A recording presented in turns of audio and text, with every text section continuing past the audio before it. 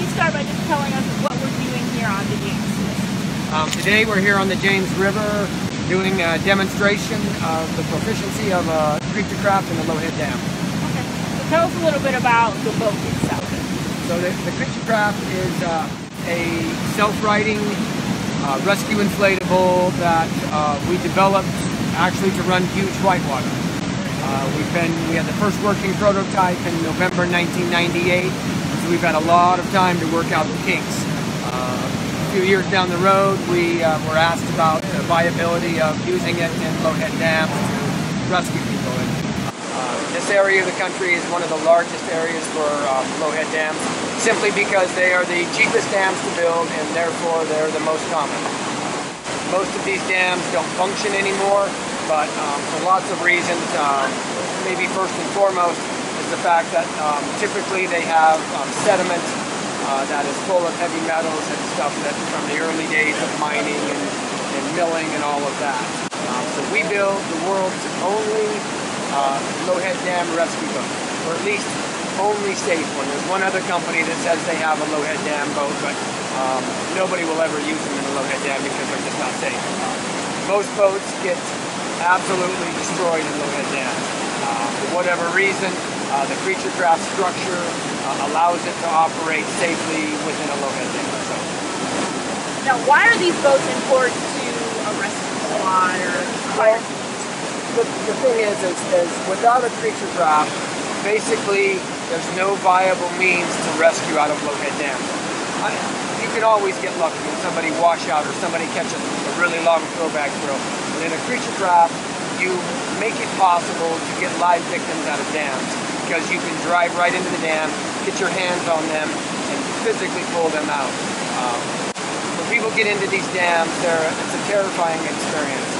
They get tumbled, they can't breathe, and you don't just wash out and go downstream, you stay there. And so many people lose the cognitive ability to do things like grab onto a throw bag or a stick or whatever. They just go so panicked and so scared that the only way to get them out is to grab them and pull them out. And so in a creature craft, you can do that. In other boats, you can't, because when you put a regular boat into a Lowhead dam, it just gets destroyed, and now you have your rescuers in the dam along with your victim, and that is no good. Now you have to rescue a bunch more people. And there have been several really well-publicized accidents in Lowhead dam rescues that have resulted in many, many lost rescue personnel. And so we offer a safe alternative for the rescuers to do what they do, rescue people. And so if they were live, I would be screaming instructions, right? Come to me, put your hands out, let me get there. Grab the oar, something, right? Come on, baby. Come on, baby.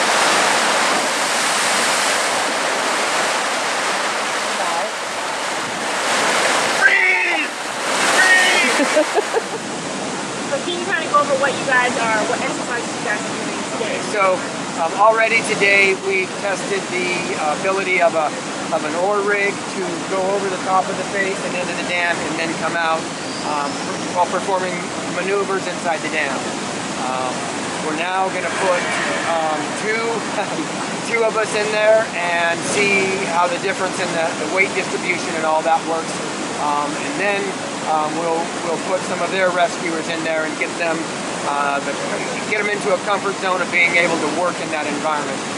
Also, we will test the motorized units, which are behind us here, in driving into the dam. We believe in this dam primarily the motorized unit, at least at this water flow, is assisting the non-motorized. The non-motorized go over the top of the dam. Motorized, not so good at that, but the non-motorized can't get back into the dam if they ever get out. So basically how you would be doing a rescue scenario here was you would drive across the face of the dam till you get to where your victim is, drop in basically right on top of the victim, get your hands on the victim, and then the motorboat will either pull the non-motorized boat out of the dam. And it's really simple. We use sea anchors to to assist in that. And typically the sea anchors, when you hear that yell, you know, you turn around. That was probably a sea anchor. Sea anchors will work to pull the boats out of the dam. If they won't, what they do is they create a feature in the water that tells us right where they are, and we just drive up and get a hold of that sea anchor and pull them out with the boats. The other thing that the motorized boats do is if they were to miss the victim and then come out of the dam, the motorized boat will push them right back into the dam. And so then that allows the non-motorized to get back in to do a second victim or if they missed the first victim. So using the two boats in conjunction keeps everybody safe and makes a live rescue more than possible. Makes a live rescue likely. So and typically that's not the case. Typically the fire departments are doing recoveries once somebody gets in these dams. So this gives them a tool that they can exact live rescues as opposed to recoveries. When we sell a boat to these departments, we come back with our full team, and we will do 3 days of training to get these guys up to speed. And you can see here that we have these guys already in the boats. We will have these guys in the dam today. They won't be driving in the dam today, but what we will do is we'll come with a team and we will teach them. At that point, they will be driving in the dam. And the nice thing about a creature craft, and it's really a funny thing because over the years we've gotten a fair amount of criticism for this exact thing from the whitewater world. The boats are easy to use, so people without a whole bunch of experience can get in them and operate them proficiently. So in the whitewater world, that is frowned upon a bit because it puts people with less experience into hazardous environments. Well, on the rescue end, that's what makes this whole thing possible. Is because the firefighters have to be good at doing all kinds of things.